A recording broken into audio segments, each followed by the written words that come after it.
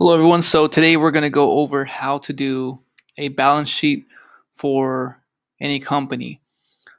So I have already made a balance sheet. So what we're going to do is open up a new spreadsheet so you can go ahead and follow along. Now we also have done the income statement, which we won't use in this video, but if you would like to know how to create a income statement, I'll go ahead and post the link in the description box. So let's get straight to it. So let's go ahead and open up a new spreadsheet. And basically, we want to replicate this balance sheet here. So the first thing that we need to do is create the title. So we're going to go ahead and create the title. So we're doing Elvis Products International. And then we're going to go ahead and type in balance sheets in the second row. And then you also want to type in the date. So we're going to go ahead and type in the date in which we're doing the balance sheet for. So it's going to be as of December 31st of 2016.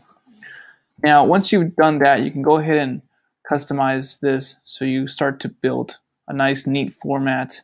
Highlight the rows, use the merge function up top under the Home tab, merge the cells, and then center the title. So you have a nice, neat format. The next thing you want to do is start adding the titles on the left-hand side. So we're going to go ahead and copy all of these titles.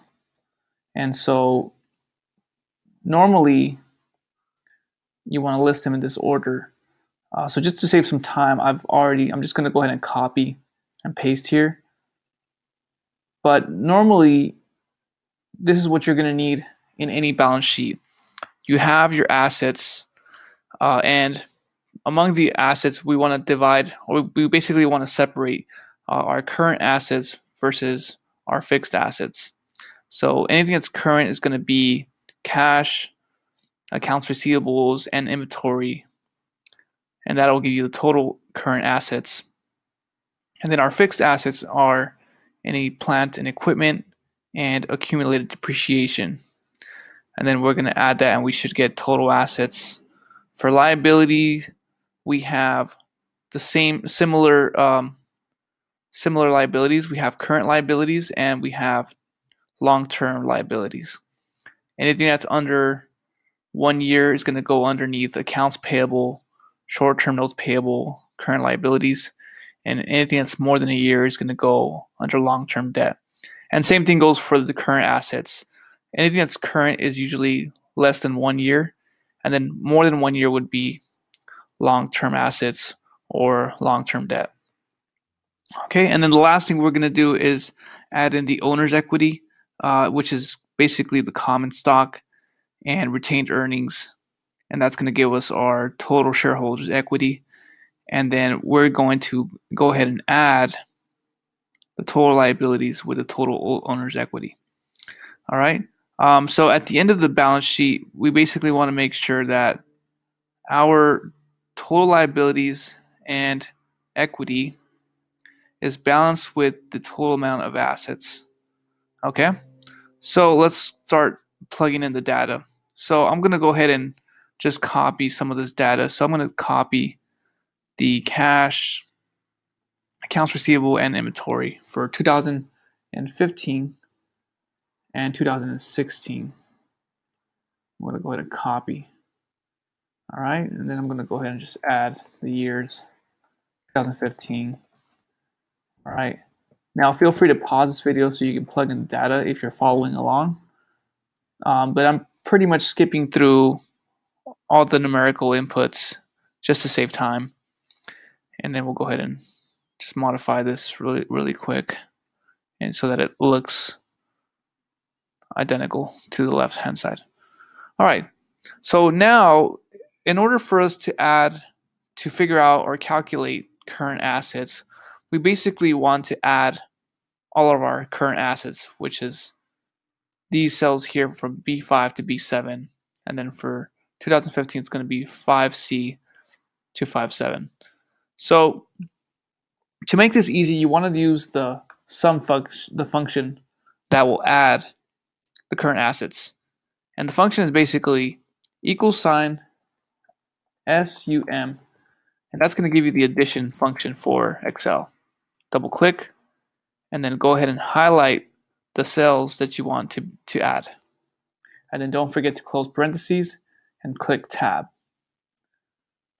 All right, so that gives us our total current assets for 2016.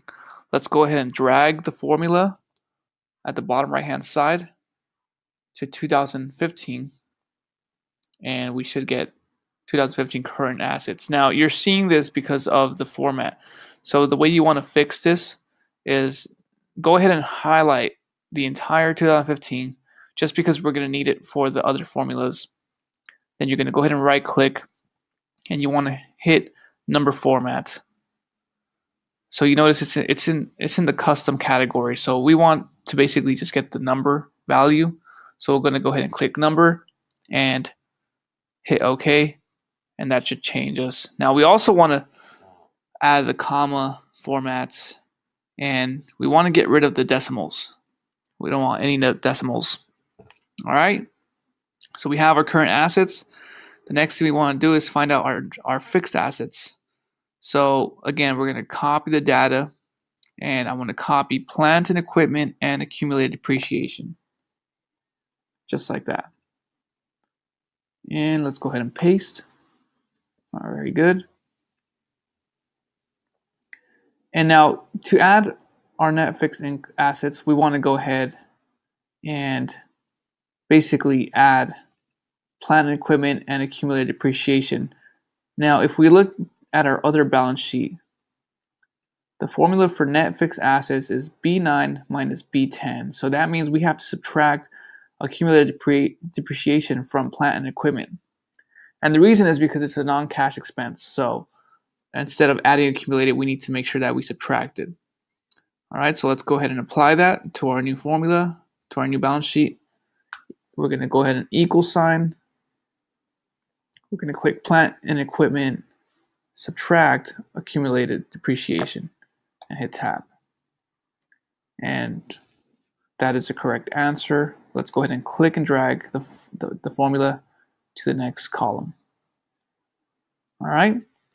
And so you want to get in the habit of entering the formulas whenever possible, because it's just going to save you a lot of time so that you can calculate the next column for the next year or the previous year.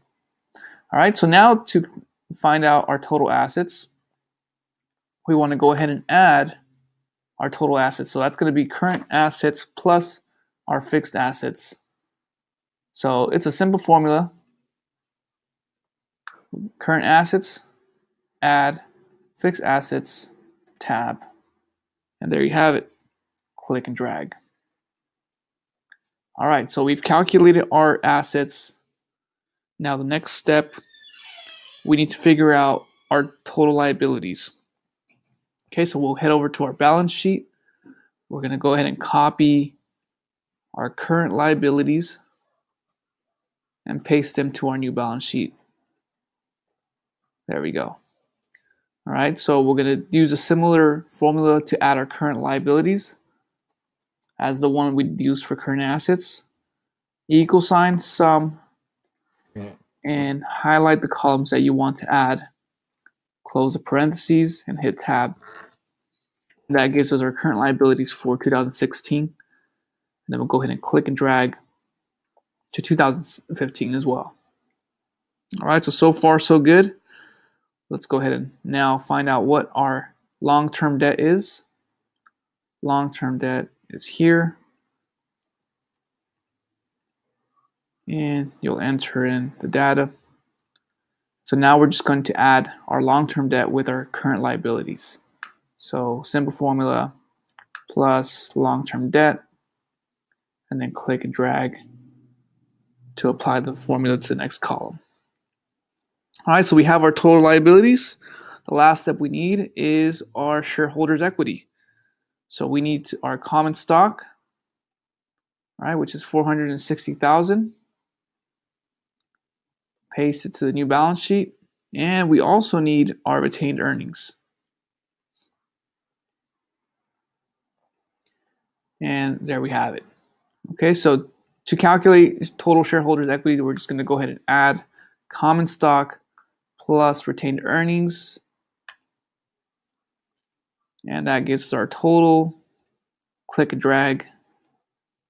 There we go. All right, and then we finally have our total liabilities and owner's equity. So now what we're going to do is just go ahead and apply the last formula, equal sign. We're going to add our total liabilities plus total shareholder equity. And we're going to go ahead and